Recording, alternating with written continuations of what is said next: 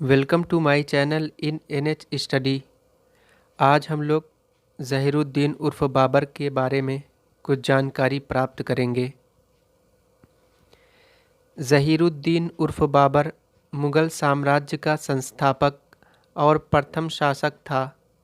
इनका जन्म मध्य एशिया के वर्तमान उज़्बेकिस्तान में हुआ था।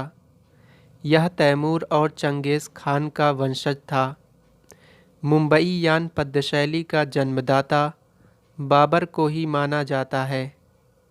1504 ईस्वी में काबुल तथा 1507 ईस्वी में कंधार को जीता तथा बादशाह की उपाधि धारण की।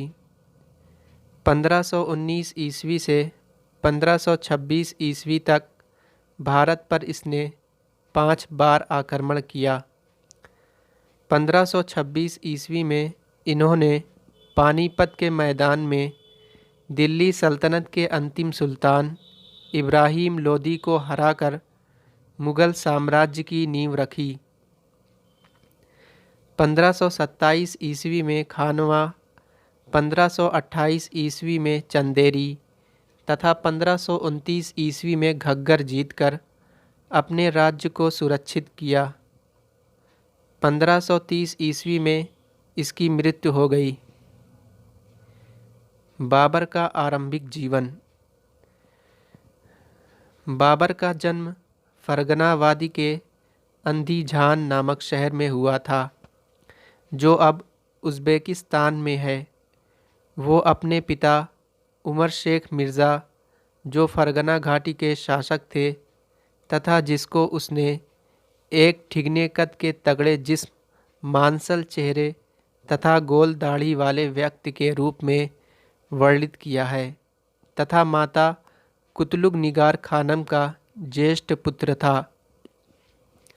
हालांकि बाबर का मूल मंगोलिया के बरलास कबीले से संबंधित था, पर उस कबीले के लोगों पर फ़ारसी तथा तुर्क जीवन का बहुत असर रहा था।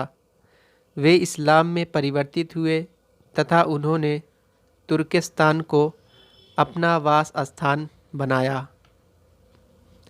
बाबर की मातृभाषा चगताई थी, पर फ़ारसी, जो उस समय उस स्थान की आम बोल चाल की भाषा थी, में भी वो प्रवीण था। उसने चगताई में बाबर नामा के नाम से अपनी जीवनी लिखी। मंगोल जाति, जिसे फ़ारसी में मुग़ल कहते थे, का होने के बावजूद उसकी जनता और अनुचर तुर्क तथा फ़ारसी लोग थे। उसकी सेना में तुर्क, फ़ारसी, पश्तों के अलावा बरलास तथा मध्य एशियाई कबीले के लोग भी थे। कहा जाता है कि बाबर बहुत ही तगड़ा और शक्तिशाली था। ऐसा भी कहा जाता है कि केवल व्यायाम के लिए वो 2 लोगों को अपने दोनों कंधों पर लादकर उन्नयन ढाल पर दौड़ लेता था।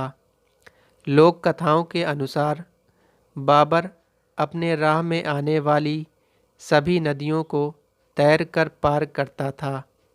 उसने गंगा को 2 बार तैरकर पार किया। बाबर का नाम बाबर कैसे पड़ा, आइए इसके पीछे की कहानी जानते हैं।